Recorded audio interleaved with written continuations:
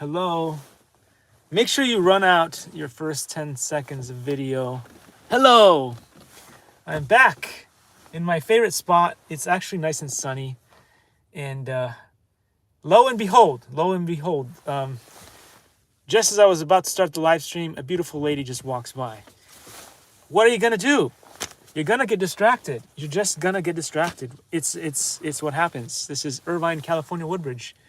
The land of the beautiful ladies. And what's a man? What's a boy to do? What's a boy to do? What's a boy to do? Anyway, so some fun stuff going on, some not so fun stuff going on. If you guys joined me on the previous live, which was an incredible hit, it was a fantastic hit, except it was really sad. It was really sad. How do you do a giveaway, which, again, as I said before, I've done many giveaways over the past years for the Marker Reviews channel, and they were all successful, and everything went great. But after that little adventure that I went, and again, I didn't want to go to New York, but I had no other choice because Disney Gym Girl got accepted to this fun school called ABT. I think it's American Ballet Theater. So she had I think it was, I can't remember if it was 1 or 2 weeks of ballet dance and stuff. So we went over there. And before I went to New York, and also went to visit the Google offices over there, the channel was making really good progress. In fact, I thought that maybe we might hit 2,000 subscribers by Christmas. But after that short 2 weeks, that we were there, because before that 2 weeks, the channel was making at least getting 1, perhaps even sometimes 2, maybe even 3 subscribers per day. And so we were going, like, we were hitting it. We were going, it was trending. And then after that short trip, came back to Irvine, California, Woodbridge, the base from which all things Marker Reviews happen. And then the channel died. It just died. It stopped. We got, we basically got the real capping of death happened at that point. And we've been stuck and been fluctuating between 1,500-ish subscribers and going up and down.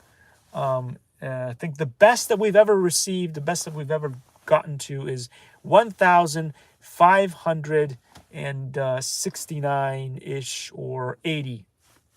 1,580? I don't know. I think we were at 1,569 for a while. And that was like the most trending value. So what's to say, right? What's to say with the YouTube algorithm? So Eli, the computer guy, tells me that the reason for that is that the channel has obviously been shadow banned to the point where people can only see the videos if they type in Marco Reviews and then the name title of something. If you don't type in Marco Reviews in the search, the videos just don't get promoted or anything. And that's easy to see because when I do live streams on YouTube, the percentage of viewership is like maybe 1, maybe 2. If I'm really lucky, if it's going on strong, if it's the top day, I get maybe 5 people show up on the live stream. Those are, again, guys, let's not forget, there's about somewhere between 8 and 9 billion eyeballs in the universe. And when I do a live stream on YouTube, when I'm lucky, I get 5 eyeballs. When I'm not lucky, I'll get 1 eyeball. When I'm super unlucky, I'll get 0 eyeballs. I do the same exact thing, the same exact live stream on TikTok and other platforms that I won't mention because if they get too popular, they're going to destroy them, just like they destroyed my favorite platforms, Zin, Dubsmash, and a few others that the top elites, whatever, they decided they hated them so much that they destroyed them. Now, Dubsmash was supposed to be bought by Reddit and there was supposed to somehow create this new platform, this new system where you could still do dub smash, and you wouldn't have lost your data, your stuff from there, and they would go on to Reddit. So I went out of my way. I didn't have a Reddit before. I created a Reddit, and still to this day, I don't see how that works. I don't know if dub smash ever became something. If you know if it did, or you know how to get that working, let me know. Put it in the comments, and that'll be a helpful thing. But anyway, so that's the fun story right there. Recently, again, as I said before, if and also in the past, I've done quad live streams. So I use sometimes four different platforms where I live stream simultaneously. And you'll notice that on YouTube, that is the one platform where I get almost no views and no one seeing. And potentially, like if I'm lucky, I'll get one like. So that's how YouTube has been treating me. And again, as I said before, I started off with my very, very first channel a long time ago when I was still really young. I was still in school, university. I was full of hopes and dreams of creating cool things, such as 2 companies that I destroyed. I created 2 companies, Meow Meow, and I created another company called Marvimation. 2 companies, and I burned them to the ground because I was an idealist. I had no idea what I was doing, and I got distracted by the 2 cute ladies, one walking her dog and another one with a cute cap that just walked by right now. What's a boy to do? Like, you're gonna see pretty ladies all day long if you find yourself a spot here. So what I probably should do to avoid that from happening is grab some books and start talking about other things. But I'm just going off on one of my usual rants. So it's just so easy to get distracted by all the beauties. Like there's beauties everywhere. Hey, maybe you want to move to Irvine, California, Woodbridge, and you too can have these amazing things happen to you, such as you're just sitting down, enjoying life. I went for 2 different hover tests with the potato jet. Everybody loves this, the potato jet. You don't know about the potato jet? This is the potato jet right here. It is so amazingly cool. You will not believe how cool this is. It is really cool. Now, it'll take you a couple of days to figure out how to run it, how to get it to do anything that you want it to do, how to get that software of death installed on it. But once you've gone through the trouble of that, it is quite impressive what it can do. Now, I don't know if the obstacle avoidance is working on it or not, whatever it is, but we did a quick hover test. We did an indoor hover test. We did a outdoor hover test. We did not fly. Let me be clear. We did not fly this. This thing has never been flown. It's only been hovered. And possibly from now until the end of time, it will only be hovered because we will not do any real flights with this. If you want to see me in real flight, then you got to go and watch the other live stream where I do real flight evolution or real flight, what is it, 5S 5.9 something. They like to put these like very complicated names for things. That's why real flight evolution is awesome, because even dyslexic people like myself can enjoy that without having to figure out what the heck it's called.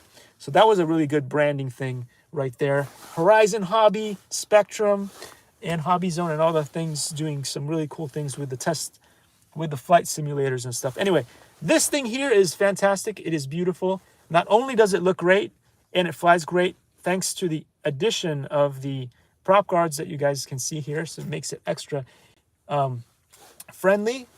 And again, if you guys see me fly this thing, it flies slow. It flies slow. It flies slow, guys. It flies slow. It depends on who the pilot is. Do you have a degenerate at the wheels, at the sticks of the thing? Or is this, like, as I said before, you put the pen in the hands of a beautiful poet, in the hands of a beautiful writer. And I got distracted by another beautiful girl. What am I going to do? And the pen is mightier than a sword. It is a beautiful thing. Then you put the pen in the hands of a professional killer, and you know, it serves a different purpose. But the point is that you got to put the pen in the hands of a poet. And I don't have a pen right now, but maybe I do. Maybe I've got one in my pocket. Here. The most powerful tool you will ever have, kids, if you're watching, in your arsenal, is a pen.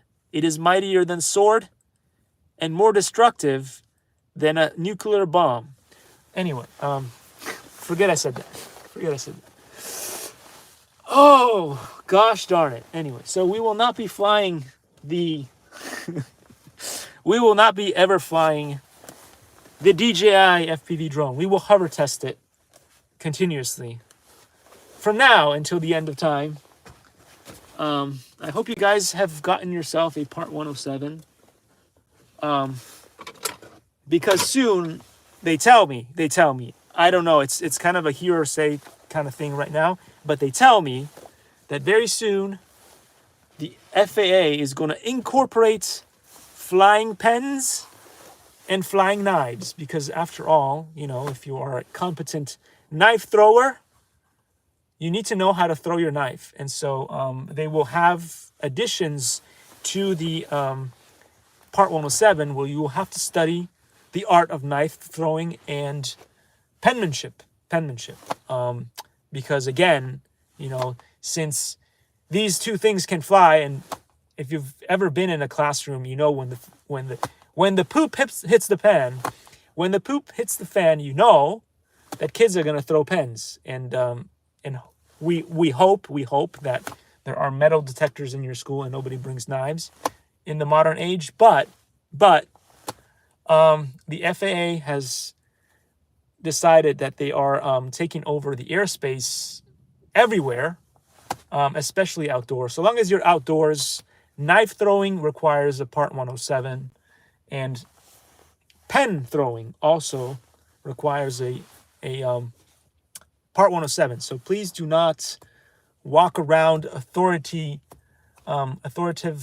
figures such as teachers and such, and have pens that fly, because they will ask you to show them your trust certificate or your Part 107. That's happening in the future, but you know, I'm not sure how quickly and how, you know, strictly they will enforce this practice, but be careful.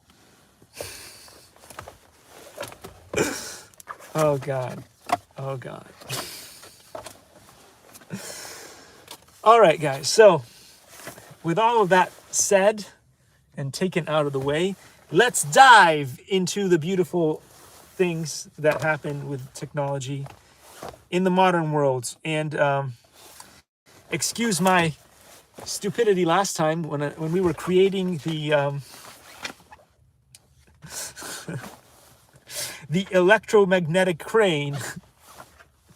And I said the stupidest thing ever, where I said, but you can actually add extra magnets. That defeats the point and the purpose of the electromagnetic crane. What are you going to do? It's life, right? It's life. So anyway, even big people make mistakes. Some more than others. So here we go.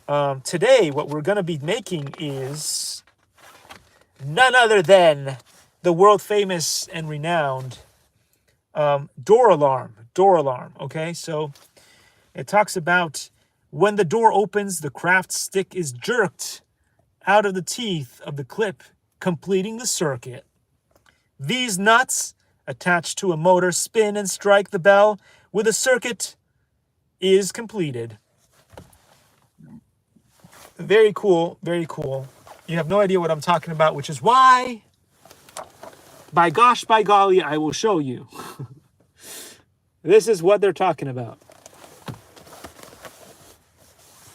Door alarm. Okay, so kids, this is one of the cool things that you can do now with modern technology. You can create your own door alarm and see if your siblings are sneaking into your room to get the cookies that you've hidden in a drawer somewhere.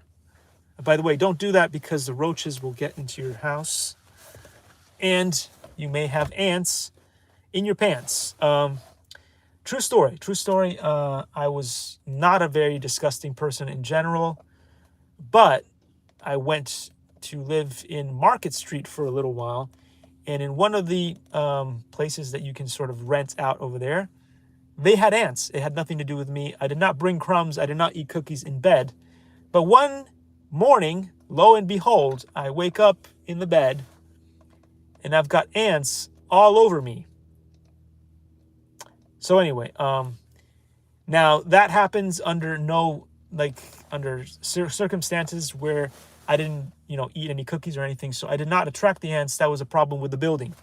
But if you have cookies that are not well enclosed and stuff, and you leave them around with crumbs, you will have ants pretty much anywhere. So don't do that.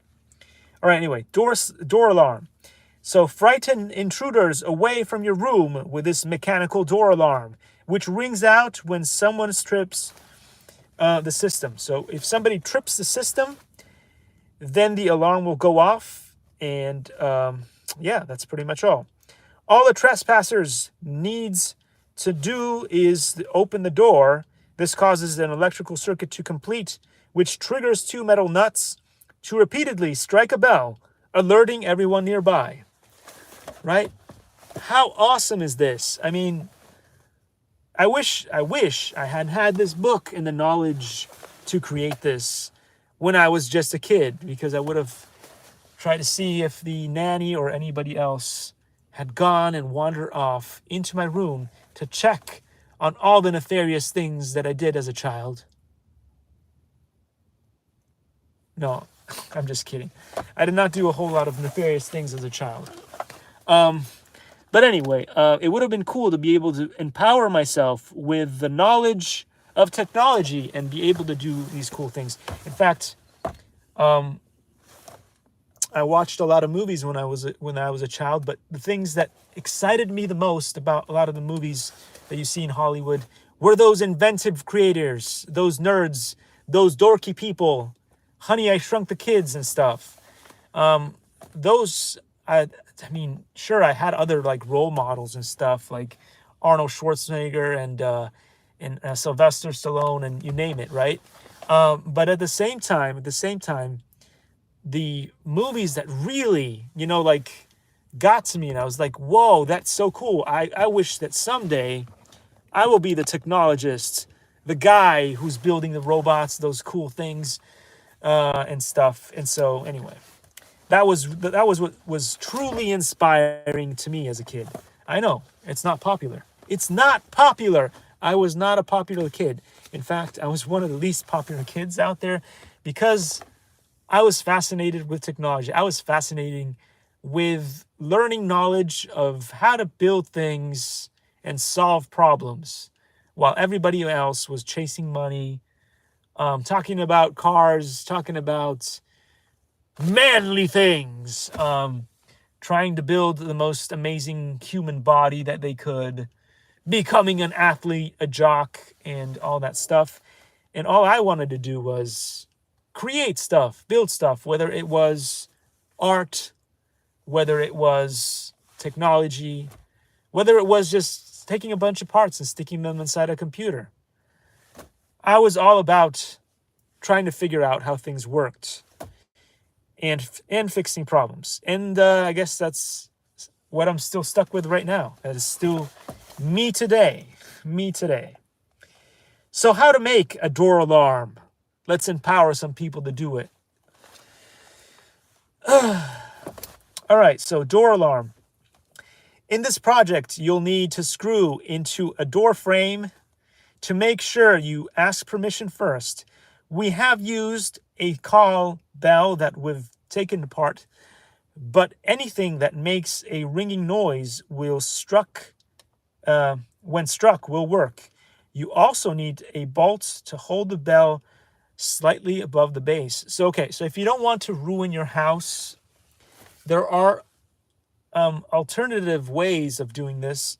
I am pretty sure that you could do this project and not have to screw things into the wall or bolt things into the wall you can do this project by then using blue tack. You know, I always talk about blue tack or some kind of adhesive putties. They do so well, you know, like I spent a lot of time going from place to place and living in dorms and stuff. And I didn't want to ruin the dorm rooms. So instead of destroying the wallpaper or whatever that's on the sides, what you use is blue tack to put your posters up. You can also use tape, but sometimes the tape will rip off bits and pieces. But again, usually when it comes to like wooden doors and stuff, tape seems to work pretty well. You can use the strong duct tape or electrical tape, or you could even use Scotch tape, whatever you get from Walmart and stuff. I got distracted by the other beauty walking her dog. Anyway, so there are alternate ways of doing this without wrecking your house. So, but of course, please make sure your parents know or your landlord know if you're going to do experiments that could damage the property. So anyway, what kind of exercise is this? Is it easy? Is it hard? You'll see right here it is relatively complicated. It is somewhere in the middle. It is halfway between easy and difficult. Difficulty level medium, it says. It could take somewhere between 45 minutes and possibly twice as much if you're doing it in the classroom. Be aware, requires drill, soldering iron, and hot glue gun use. You could also hot glue gun this thing to your door, and that might work as well. Again, the powers of hot glue gun. One of the cool things about hot glue guns is you attach the glue, and then you can always use a blow dryer to heat up the glue and then remove stuff. And also, it is easier to do that again than screw and puncture holes and use drills and stuff to ruin stuff. So, and again distracted. What am I gonna do?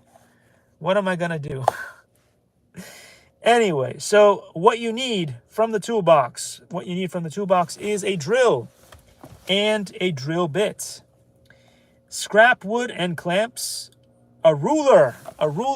Remember the ruler from Crazy Russian Dad. If you haven't seen that YouTube channel, please go over there, check it out, and do a subscribe. I would love it if you did that. And again, also, if you guys watch me on Real Flight and stuff, in the back there, I have a whole plethora of a whole bunch of amazing channels. Please go and check those out. And if you didn't do that as your Christmas gift to me for Christmas, please do it now. Anyway, wire strippers, wire cutters, soldering iron, hot glue gun, double-sided foam tape. All that cool stuff is what you're going to need for this project. I'm going to show you here just in case I misread something. And there you go.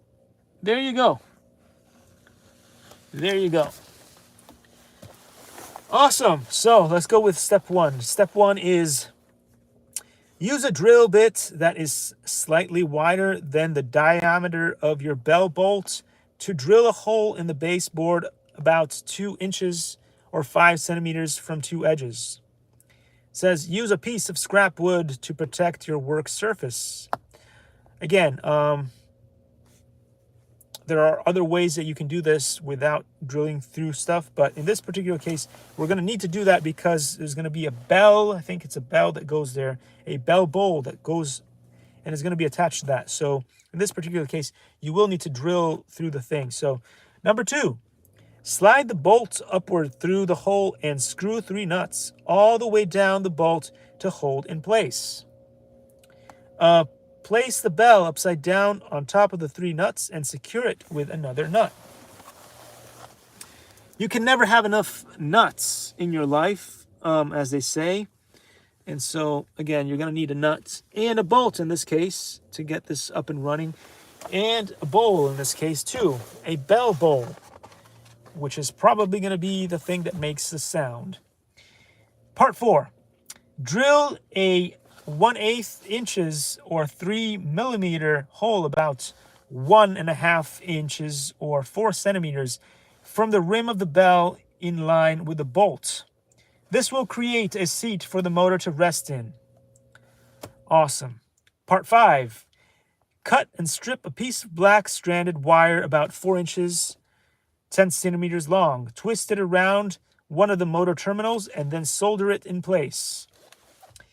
Number 6. Solder the other end of the wire to one of the SPST switch terminals. So you're going to need one or more of those SPST switch terminals. I guess you can probably get it from Micro Center these days, or maybe, what is it? Blah, blah, blah, blah, blah. Lowe's or Home Depot, I think, probably have those switches there too. It says, it doesn't matter which terminal you solder to, either end can be open and closed on the SPST switch. So in this particular case, whether you use 2 wires that are the same color, like black and black or red and red, or whatever wires, it doesn't really matter, because either way, it'll make the whatever motor spin and cause the alarm to go off, I guess. I hope I didn't misread something. We will find out very soon, as we did in the previous video. So strip about 1 1/8 inches or 3 centimeters of insulation off the red wire on the battery snap connector. Strip and solder the black wire to the remaining SPST switch terminal. Excuse me. Step 8. Cut and strip both ends of the piece of black stranded wire about 4 inches, 10 centimeters long, taking about 1 1/8 inches, 3 centimeters of insulation, off one end. Insulation off one end. Okay. Solder the other end of this wire to remaining motor terminal. And then number 9, wrap the bared end of the red wire from the battery snap connector around a nut, and the black wire attached to the motor around another nut. Make sure each nut is tightly secured to each wire. Let me show you guys all the different steps that we just went through here, from 4 to 5 to 6, 7, and then 8, and then 9. There we go. A little bit more to go, guys. A little bit more to go. It says part 10 of this. Wait, did I say part 9 of this thing? All right, just in case I didn't say part 9, I'm going to say it again. Wrap the bared end of the red wire from the battery snap connector around a nut, and the black wire attached to the motor around another nut. Make sure each nut is tightly secured to each wire. Okay, whatever. It says you might see a little spark when the nuts come near each other. So be careful, guys. I don't think this project is in the batteries that you're using, because you're using 2 AA batteries. I don't think that's enough to electrocute you or electrify you. But please, still be careful, because you will see little sparks, and that might scare you. So insert the batteries into the battery pack and connect the snap connector. Test the circuit by flipping the SPST switch. The motor should whir when you touch the 2 nuts together. And it says turn the switch off. Okay, turn the switch off, because now we're going to have to get to doing some gluing. So let's do some gluing. Apply hot glue to one side of the clip and stick it onto the baseboard so that the mouth of the clip is roughly in line with the battery pack. Cool. Number 12. Next, use the hot glue gun to glue the battery switch and motor onto the baseboard. Glue the motor directly over the hole you drilled in step 4, but make sure no glue gets near the motor shaft. All right. So I'm going to show you the pictures in a second, but before we do, there's another couple of things that they want me to read for you. So that is, it says turning the switch on readies the alarm, right? So if you turn the switch on, it readies the alarm, but no current will flow to the motor until the 2 nuts touch. Okay, so it will ready the alarm, but the motors won't run until the current gets through. To give the motor extra stability, you can glue an L-shaped wooden bracket onto the motor's side and the baseboard. So I'm going to show you all the stuff that I just read here, just in case I made a trillion mistakes. And you guys want to know what's going on. What's going on? Because it was so unclear. Okay. Great. All right. Excitement. Excitement. So here we go. It says, carefully glue the nuts one at a time so they don't end up glued together. Okay, so the two nuts shall not touch. All right, like Gandalf will say, you shall not pass. Make sure those nuts are stuck in a way that they don't touch, so that they shall not pass. The current shall not pass. Take the two wired nuts from the step 9 and glue one each to the upper and lower jaw on the clip's mouth, okay? And the point of the clip is it must remain open so that the two nuts do not touch. One nut on the bottom, one nut on the top, mouthpiece of the thing or pincer of the thing. So when they clamp together, I guess that's when the magic happens. All of that Hollywood Disney magic finally happens when those things touch. It's like a love scene from whatever movie you've seen. Sparks. Anyway, 14. Take another nut and glue one side of it to the top of the motor shaft. Be careful not to let glue drip down into the motor and make sure the hole in the middle of the nut is clear. 15. Cut two wires into equal lengths, which when bent in half are long enough to reach the motor shaft and bell. Thread the wires through a nut each and then bend each wire into a U shape. Pretty cool. Thread the wires with the nuts through the motor nuts. Adjust the length of the wires to make sure that the nuts can reach the edge of the bell. Now glue the wire loops closed. Okay. Each wire loop should have a nut on it, and each of these nuts should be able to hit the bell when the motor turns. Very interesting. So this is going to be nuts, as they say. It says, clamp the stick to a piece of scrap wood before drilling. Cut the craft stick in half and then drill a hole near the end of the one half. Attach one end of the chain to the hole. Secure the other end to the door frame with a screw. Ask permission first. All right, let's show you guys this little show and tell thing. 13, 14. I can't see what I'm showing you, so I'm going to move to the side here. And these last two bits over here. Okay. We have now reached step 19. Use double-sided foam tape to attach the alarm to the door. Place the craft stick between the nuts in the clip's jaw. The chain must be secured to the door frame. Cool. Flip the switch. The next time the door is open, the craft stick will slide out of the clip, causing the circuit to complete and the alarm to sound. And boy, will it sound. Okay, so this is the last two bits here that I'm going to show you. 19 and 20, as you can see right there. Pretty amazing stuff. It's riveting. It's riveting. That's why the viewership is amazing on this channel right now. Let me check the numbers. 3 million people watching. Wow. Gosh, that's amazing. That's amazing, guys. You guys are making it happen. 2 million watchers. Wow, that is amazing. How many likes?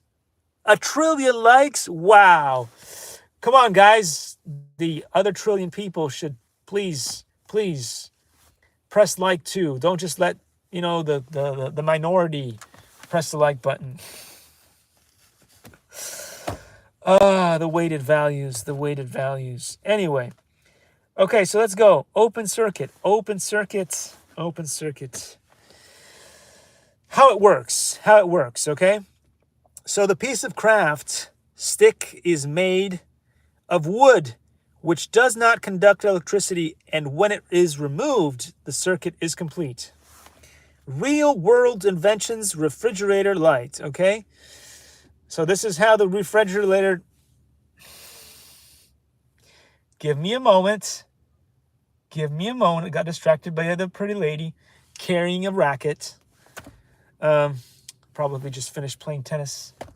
Anyway, when you open a refrigerator door, the light inside the refrigerator comes on automatically. There is a spring-loaded switch just inside the door that is off when the door is closed. When you open the door, it causes the switch's contacts to complete a circuit, which turns the light on. Whoa, I was able to say all of that without stuttering. That's pretty good. That is a win right there. All right, so open circuits. It says, when the craft stick is holding apart the jaws of the clip, no electricity can flow to the motor even when the switch is on. Right, so the clip or the paper clip or whatever it is stuck in between the clamp thingies. It stops the two nuts from touching. You don't want those nuts to be touching, okay? But when the door opens, it will pull on the chain. The chain will remove that piece of paper from in between the nuts. And that's when the magic happens. When the door opens, the craft stick is pulled out, the clip closes, and the electricity flows around the circuit. All right, let me show you the pictures here. Let me show you the pictures right here. There we go. Fantastic, guys. Fantastic, guys. So this also works well for many things. All right, so anyway, if you guys don't have this book and you want to follow along and create these amazing projects that I am reading to you, the thing is called, and it's one of the Smithsonian projects here, Tech Lab, awesome builds for smart makers. Not all of us are smart. Talking about myself. Some of us are real douches.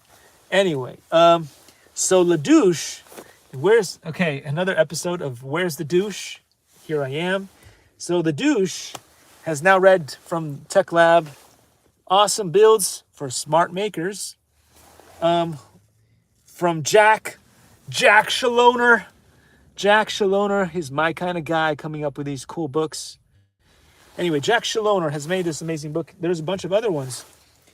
There's a Maker Lab. There's a Maker Lab Outdoors. There's a STEM Lab. Most of us call them STEM projects. I don't know why other people call them STEAM projects. I don't know. Does it have anything to do with the gaming system? The online gaming system? Steam? STEM? Stoom? I have no idea. Anyway, putting away the book to the side there, because now, the latest and greatest thing of all time is going to be read, which is this book right here. This book right here has secrets that you wouldn't believe. Not even Victoria's Secret could tell you the secrets that are in this book. I will try to enlighten you. All right, so Grandmaster Tom Wong has a cool YouTube channel. If you guys don't know about Grandmaster Tom Wong's YouTube channel, it is there. It is possible that some of these pictures may appear on Grandmaster Tom Wong's. So it's the fun thing about this book is the inside joke, which is right here. Right here, there's a stamp right there which says, "For Yenkai-san students only." Now, sadly, I am not a Yenkai-san student, and there's not many things that I can claim in life, but there is one thing that I can claim. It is a bold claim, but it's also a true claim, which is that I was personally, and still am, because although a figment of the universe's imagination, I did go to Grandmaster Tom Wong's a few classes, and after taking those classes, I ended up being the absolute worst student of Grandmaster Tom Wong. So anyway, that is a bold claim that I can claim because it's true. And if you don't know, you don't believe me, you can go to his class in Monterey Park, or you can take classes with another awesome teacher from the school, which is Rodney, and he's also in this book. You want to find out about him, you can find out about him. He's also in this book. And you can ask either Grandmaster Tom Wong or Charles the Great, who is on this YouTube channel. Nobody sees his videos for some reason. I don't know why. I mean, he breaks stuff like you wouldn't believe. You think DK Wu is cool. You should see the cool things that that Charles the Great has done with coconut breaking and stuff on this YouTube channel right here that nobody's ever seen. They are on here if you look. If you look closely, I think I've even created a... did I create a menu or something? A playlist for karate and stuff. And iron training or something? Anyway, it's here. It is. The YouTube algorithm won't let you see the amazing feats of Charles the Great. Just like it won't allow you to see Steve What's in the Box. Steve What's in the Box shows up on the every time I do a live stream in the description. Underneath the description of every live stream that I do, it talks about in written print, Steve, that I used to call Stevie Wonderbutts, but don't call him that because he gets upset. It was an endearing term. He just doesn't like it because he's a gunner. He's a gunner. He's not the kind, like he's more of an alpha guy. He doesn't like to be called Stevie. Stevie's like it's too girly. Anyway, he makes wondrous bots and stuff. He's a real programmer. He's somebody who knows what he's doing. He has a real job in the real worlds of technology. Anyway, has anybody seen his video live stream that we did together where I was promoting him and his new channel? No, nobody's seen it. It happens every time I do a live stream. It's in the description. Nobody goes to see that video because the YouTube algorithms is death. It's death incarnate. It's death incarnate. Anyway, so with that said, let's dig into the origins, the secret origins of Wing Chun. 2,200 years of training, history, philosophy, and development of ancient Chinese mixed martial arts. I mean, where else are you going to find this kind of content? Well, of course, Amazon. So if you want to buy this, you can go buy it off of Amazon. I couldn't make a nice review of it. You guys know if you follow the channel because... I've been banned from doing anything profitable on the internet. You guys don't believe it, but you should. I have been banned from making any kind of money on the internet. Anyway, so is it because I keep angering all the top tech professionals of the world, such as Elon Musk, Mark Zuckerberg, and make jokes about him all day long? But they're endearing jokes. It's just I've got a natural talent for pissing off all the wrong people. Luckily, there is one person that I don't ever make fun of because she loves me. She loves me, and that's Susan W. Susan W.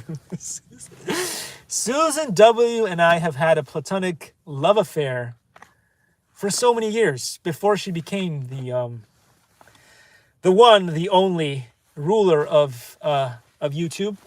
And then she was smart. The one smart thing that that Susan W. did was to abdicate her powers over to the algorithm, because if it had been up to her, it would have been a much kinder, nicer, loving platform.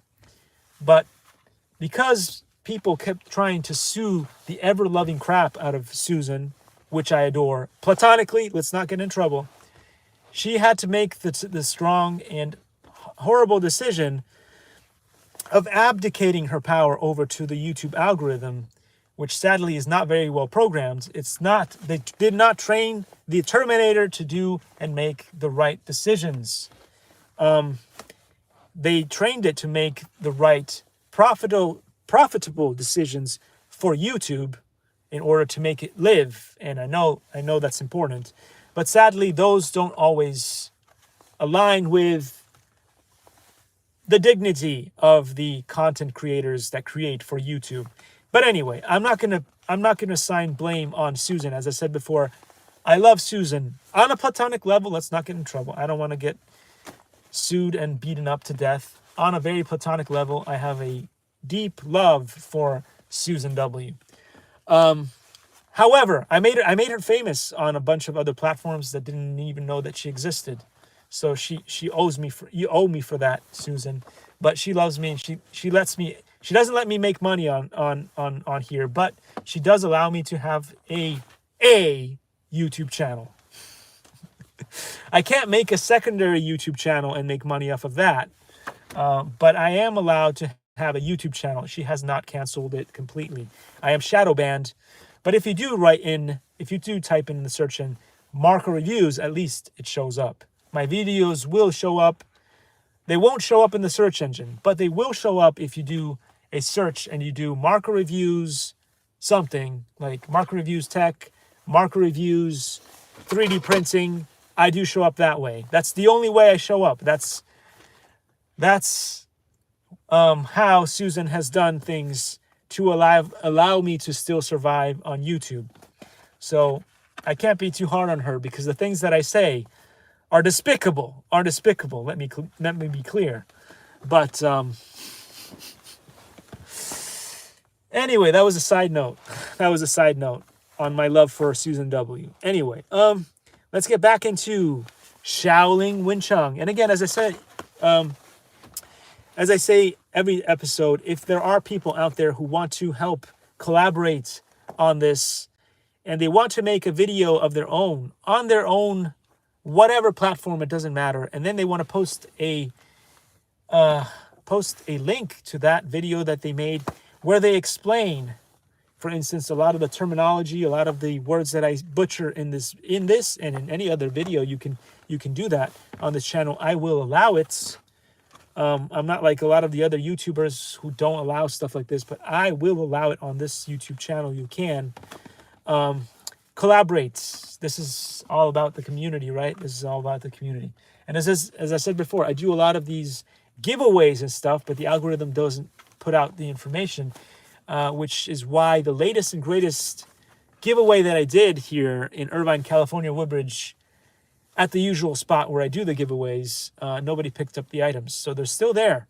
If you want, and you are an enthusiast about Arduinos, Raspberry Pis, and even remote control helicopters, you can get one of these things. I mean, it's first come, first served, so these things are available. There's 3 free things that I put out before Christmas that anybody can grab. There are motors and tires, those really cool ones from the really good kits, as well as 3D printed Lego parts. There is a whole chassis for a tank with treads and all that good stuff that you guys can get. All that stuff is free, and a whole full put together RC helicopter that will fly, that has been tested and that has been shown on this channel. All free for you to take. Here, all you need to do is be somebody from Woodbridge with a key card. So you can't be some random person off the street. You need to be a Irvine, California, Woodbridge human with one of those cards. You just swipe it, go in, grab it, and I don't ask anything back in return. Just like in the previous gift things that we've done, and people went in and they got it and they took it home, you can do that too with these things. Anyway, maybe there's nobody here in Irvine, California, Woodbridge, who cares about technology or cares about Raspberry Pi or Arduino projects. That could be a thing, but I doubt it. Anyway, last time we talked about the folk sao, the tan sao, and the other things. YouTube of death. If you are transcribing what I'm saying into words, folk sao is not a bad word. I have to remind the algorithm of that, otherwise it's going to demonetize this video. But it doesn't matter because this is my channel. Nothing is monetized. There was a point where we got to 4,000 watch hours. We did have and reach the limit of 1,000 subscribers, but it didn't matter because it didn't last. It didn't last. After coming back from New York, it all died. So there. Furthermore, the fingertips. So we were talking about the folk sound, the tan sound, all that. I'm gonna reread this one page, then we will read another couple of pages, and that'll be it, I guess, for today's live stream, because we've been talking about for a total of 15 minutes already with stuff. I talked about technology. I talked about the DJI FPV drone, aka the potato jet, which is fantastic. It's fantastic. But it's never been flown, only hovered. So let's be clear about that. I do not fly this drone. I hover it. I test hover it. It's not even a proper hover. It's a test hover. All right, so Shaolin Wing Chun's Silim Tao form. Okay, or Silim Tao, different ways of saying it.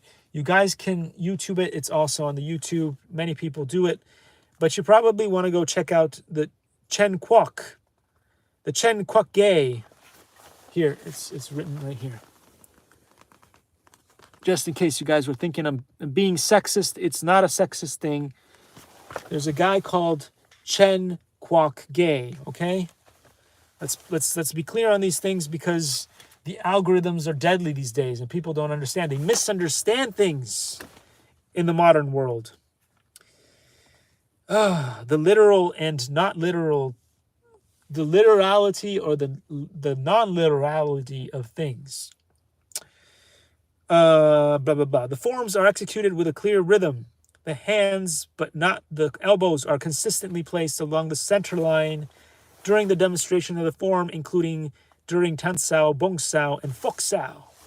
In addition, all the techniques involving the wrist keeps the wrist locked, stiff, and unbending. Wrist action is minimized, and the palm is kept straight like a karate knife hand.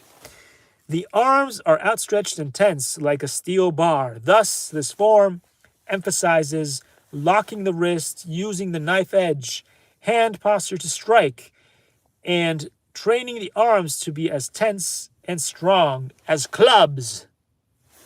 All right, let me show you what this little thing says underneath here. Again, if you want to help out with the channels, please do. Please do. Be forthcoming. Be ballsy, as they say, like the company. Furthermore, the fingertips are used to draw a cross instead of the wrists. The stance is wider and the arms or chest are expanded to demonstrate tension and upper body strength. It gives off an intimidating appearance when one adds an iron ring or other weights to the forearms. When practicing the forms, the motion leads to the development of even more upper body muscular strength. Such practice prepares one to produce the strongest possible static energy when executing techniques. It ensures that one can overpower their opponents in any head encounter. Most of the old kung fu movies from the 1980s clearly demonstrate this. This style of manly, alpha, creative, most of the old kung fu movies from the 1980s clearly demonstrate this. This style also believes that a clearly defined counter with clear rhythm is the answer to defined attack. Therefore, just like most Shaolin-type kung fu, there are numerous techniques based on assumed counters for hundreds of scenarios. Distracted by another beauty. How many beauties are there?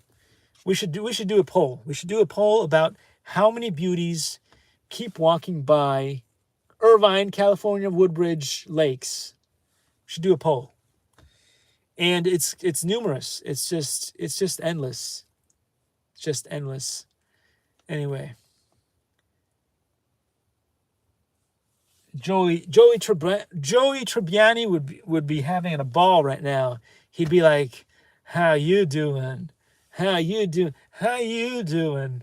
How you doing?" But for him it would work. Like it's Matt LeBlanc. It's Matt LeBlanc. Anyway, anyway, so let's see what happens. Anyway, differences between the chum kill form And guys, be careful, because this YouTube algorithm of death now will transcribe whatever I say, and then it will check it. And now it's going to wonder if I said fuck a couple of times because of the fuck Sal thing. And then it's going to say about the kill. It's going to talk about kill. It's going to be worried about kill word. But no, look, it says right here, look at the images. What you need to do is look at the images in the book, go on Amazon, buy the book, and you will see that someone in the book is named here or whatever, or talks about the Chun's Chum kill form, and it has nothing to do with killing. So be careful with that, YouTube algorithm of death. So anyway, Aomei Wing Chun's Chum kill form. The Aomei Wing Chun's Chum kill form is an introduction to kicks, grappling, and anti-grappling. Students learn how to face opponents from 360 degrees. Yeah, whatever, man. I mean, you don't have eyes behind yourself, so there's always going to be a limited ability of the human being to be able to fight 360 degrees. On a completely theoretical level, if you're only basing your ability to do things based on your eyesight, you've got about, if you're lucky, most people don't have very good peripheral vision, but the ones that do have decent peripheral vision will probably get somewhere in the ballpark of 180 degree view, which is what you get from some of those cool cameras, the VR cameras, 180 view VR camera. You'll never get the 360. So if you want to have a 360 ability of, you want to be like an Ant-Man or whatever, what do you call it? A galactic from the lizard or the amphibian, whatever world, then you got to use your ears. You got to use your ears and your sixth sense and all that stuff in order to be able to see or use that 360 ability to fight. Plus, for the most part, when you are in a fight, there's only about 4 people that can attack you at one given time. I mean, they could just trample you and just run you over. You can have like a whole crowd of people coming at you from different sides. But whether you want them to or not, even because the human brain is the way that it is, it's hard for people to attack you simultaneously from more than 4 angles, right? You're going to have somebody in the front, somebody in the front, someone to your left, someone to your right, and someone to your rear. Theoretically, if they're all attacking you at the same time, you'll be punched or kicked from 4 angles at the most. You could technically be attacked at a side, like a diagonal attack, like a quarter attack, like a quarter angle or whatever. But if that actually happens, let's say for a second, you're attacked by not 4, but a total of 8 people. So they're using north, south, east, west, and then they're using the diagonals on that. There's a good chance that those people are going to hit themselves. There's going to be friendly fire going on. So most people are not stupid enough to attack you like an 8 like that, because it's just plain stupid and it doesn't make sense. So that's something to think about. Generally speaking, even if you're being attacked, most people are not confident. So maybe at any given time, you'll probably have 2, maybe 3 people attacking you at once, because most people can't fathom. They can't really get around being 4 of them attacking you at once. So that is the real reality of things. Usually, if you're getting attacked by a gang, you'll be attacked by 1 or 2 people simultaneously. There might be a third, but usually it's usually 2.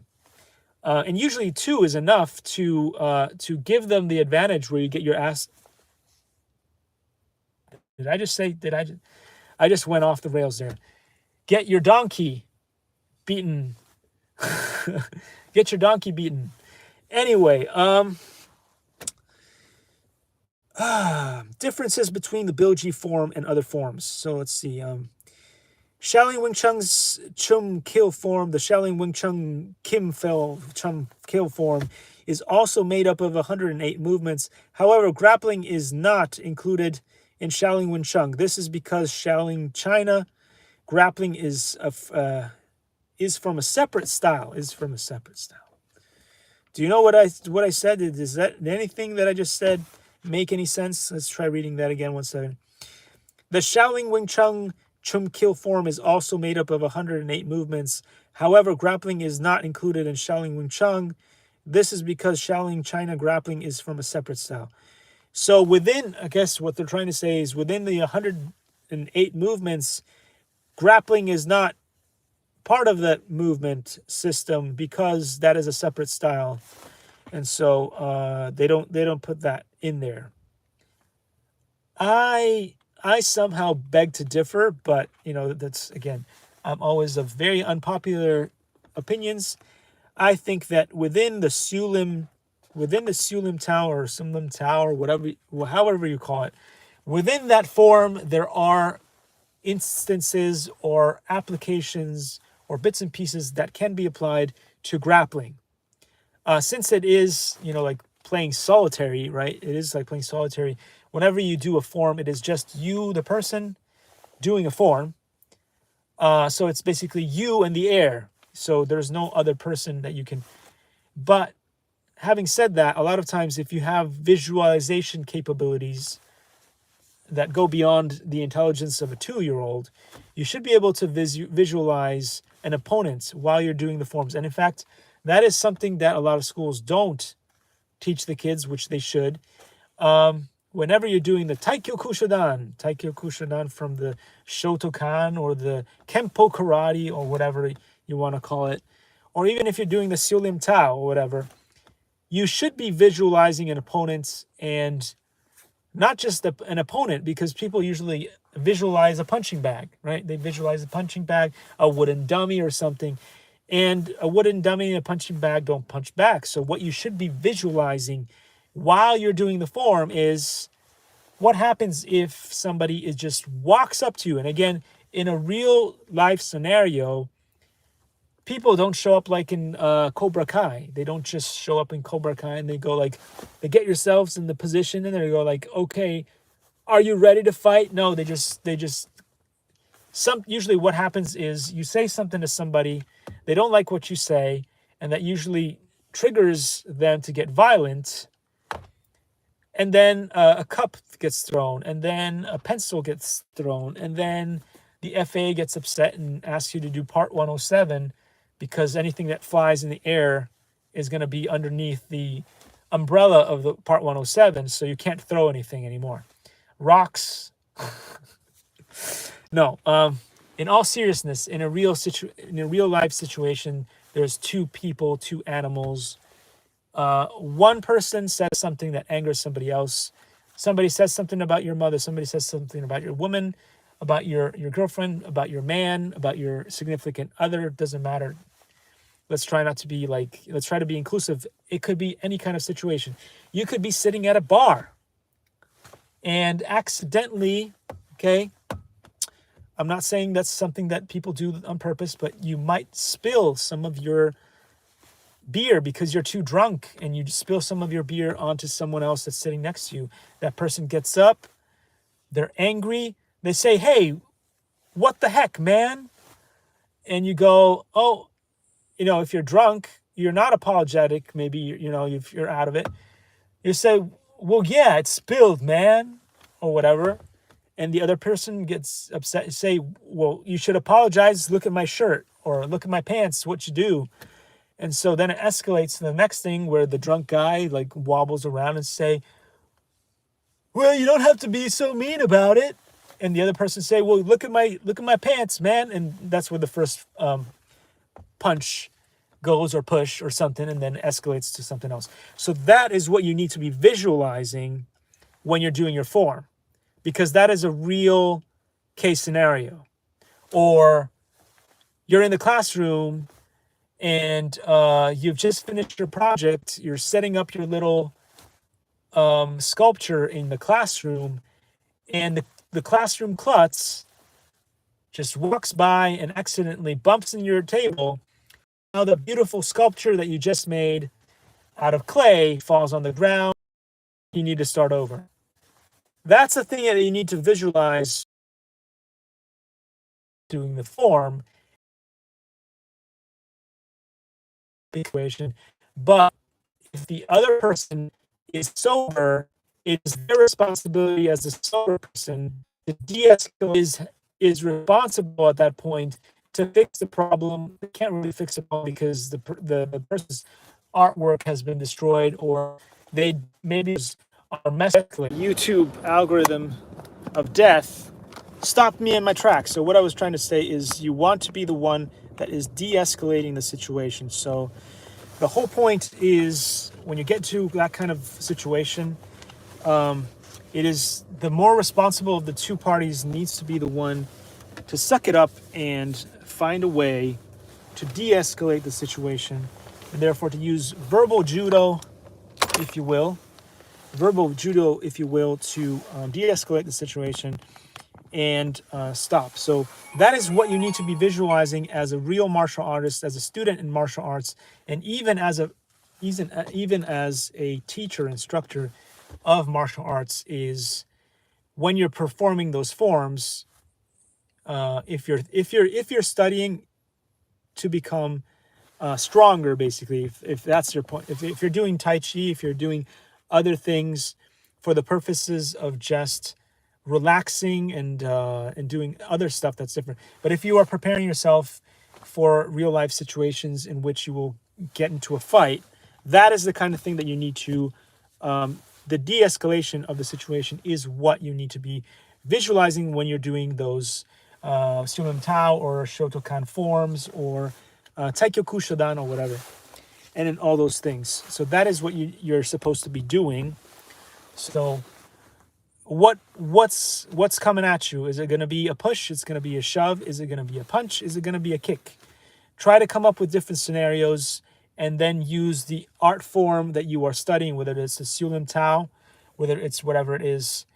How are you supposed to react to that? And that's where I say, as another pretty lady just runs across here doing her jog thing. And that is where it is up to you as somebody, hopefully, who is not a boring person with a bit of imagination, to try to come up with different scenarios for yourself when you're doing the form, whether it's the Shotokan form of karate or it's Sulim Tao, the things that you learn in this book. What's coming at you? What's coming at you? Like, it's that famous situation where it's like, think fast, what you're going to do, right? Think fast, what you're going to do. Are you in a classroom setting? Are you in a pub? Are you like in a restaurant? Are you just in the street, just walking your dog and something bad happens? What you're going to do, right? And again, you need to start from the perspective of you're not the one who tried starting the fight, obviously, right? Because the whole point of learning martial arts and stuff is also to get a grasp and get a hold of your emotions so that you aren't this crazy, beastly animal, which at the touch of a little, somebody just pokes you a little bit, that you just go off on the other person, right? That's part of the reason why a lot of people who are hardworking and get into martial arts start learning to calm themselves down. They might be a naturally irate kind of human, but after they take up martial arts, they tend to calm down a little bit. Can't say the same thing about boxing. If you do boxing, a lot of times that, especially if you become like a professional boxer and stuff, because you need that natural alpha, guttural, internal energy that is going to be what pumps you up, that when you get and step inside the ring, it is gloves off, it is animal against animal, and then, all bets are off. So a lot of people who get into boxing itself become kind of violent. If you go and check out the story of Mike Tyson and stuff, he struggles with this kind of thing a lot. And then a lot of boxers get into that. Generally speaking, martial artists, especially if they go through the different like training and stuff, they tend to be a little bit more relaxed about stuff. Sometimes they're able to, even when they get angry, to get themselves out of their body, have a little out of a body experience and say, what's really going on here? And can I take control of myself? And maybe the best situation under these circumstances is to de-escalate and get the heck out of it. Because if we see this with perspective 10 minutes from now, we should be laughing about what just happened here, or at the very least, the person who caused the issue should apologize, and then we should just get back to normal, right? Part of the reason why, and this is not me trying to be sexist, but a lot of times this happens, and this is very stereotypical, so this isn't true for everybody, but in a lot of situations in the past, they have stereotypes, like how do boys fight? Like they get into each other's faces, they knock each other out. But then when the fight's over, it's like, it's like friends, and you just get on with life. Whilst when you get two women who attack each other, sometimes the fight is so like internal and brainiac that then, those two people will never be able to get along together again, because they get so offended with each other that they just can't get past what happened in that moment. And again, I'm not saying that happens to all women. I'm not saying that's a thing for all women, but that is what the stereotype for the very longest time has been in the past. They said like guys just get together, they just hash it out, and then they're friends again. But when girls hash it out, it is so, fierce that, then they part ways and then they can never be friends again, stuff like that. But anyway, the whole point is that the whole philosophy there with the martial arts thing is that you want to be able to find a way whereby if you can de-escalate in the situation, you can go back to normal and not bring it to violence. So anyway, those are my thoughts. I think that grappling, they say that there's no grappling in it, but if you are an imaginative human, you can use any art form, any thing, and apply it in a way that it would have some sort of grappling, but also close encounter, or also mid-range, and also distant fighting. Again, the sky is the limit. It is all about how creative you are with your own brain, with your own mind, right? With your own soul. Sometimes a tool can be used in many different ways. Unfortunately, that's the problem with a lot of tools is you put a tool in a smart man's hand, right? You create a fan. Fan, it's a beautiful thing. When you get hot, use a fan. You put it into a evil person's hand. A fan is a weapon, and it can hurt you. You put it into an artist can show even the most deadly thing without actually hurting somebody, and then it looks beautiful, right?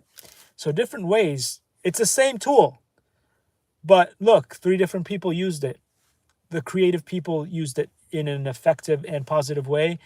The deadly and nefarious people used it in a way that can cause, heartbreak and hurt.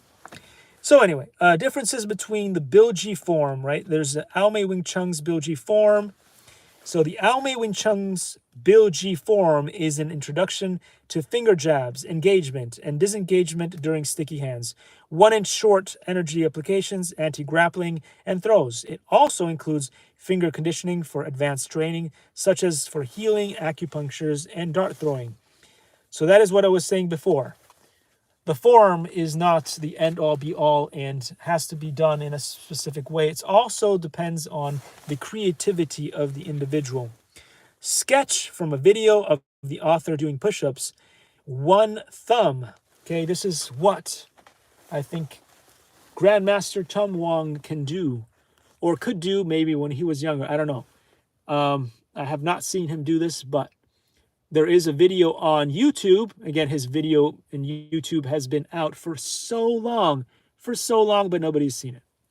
And he does a push-up on 1 arm and just on the 1 thumb. And you thought DK Woo was cool. You thought DK Woo was cool? Well, maybe. Maybe there's better, but the algorithm won't favor the work and the mastery of Grand Master Tom Wong. Anyway, you know who they will show you, though? The other Master Tom Wong, the bald guy that does Shaolin Kung Fu or some weird form of Shaolin Kung Fu and speaks with an English accent and swears all day long. That's what the algorithm is going to show you because that's more exciting. Anyway, so having said all that, I'm going to read this last bit down here, and then that'll be it for today. Because I've been talking for almost 80 minutes, and the YouTube algorithm has already killed my stream once, I had to turn off my phone and turn it back on in order to get the signal back. What does that tell you about the YouTube algorithm? And how much it hates me? Shaolin Wing Chun's Bilji form. So the Shaolin Wing Chun's Bilji form also includes 108 movements. Apparently, that's a fun number, 108 movements. This form focuses on the application of finger thrust. Differences between dummy training, Aomei Wing Chun's wooden dummy, bamboo dummy, and training. So that is what we're going to be talking about starting tomorrow. And that was all here. So again, guys, if you guys want these books, you can probably find them on Amazon. And this one I got at Costco. I don't know if they still sell it at Costco, but you can probably get it on Amazon also. It is a very well-known book, and it's a good one, and that's why I like to share it with you guys. I take the time to come out here to show you guys some fun stuff. And again, I ask pretty much nothing of you other than maybe the occasional like. Or well, I don't know. Dislike. They finally removed the dislike button, so that's nice. But you could put a dislike comment. You could put a comment saying why you just really didn't like it, because that gives me something good and interactions on the channel. So with that said, I wish you all the best, and I am going to go home to hopefully do some real flight, because that was my morning. Dedicated to you, the YouTube people. So with that, I'll see you later, and I'll see you tomorrow maybe. Or maybe later in real flight. We'll see. And with that, I'm going to say bye to Horizon Hobby, which provides us with the cool thing that we use for real flight, evolution.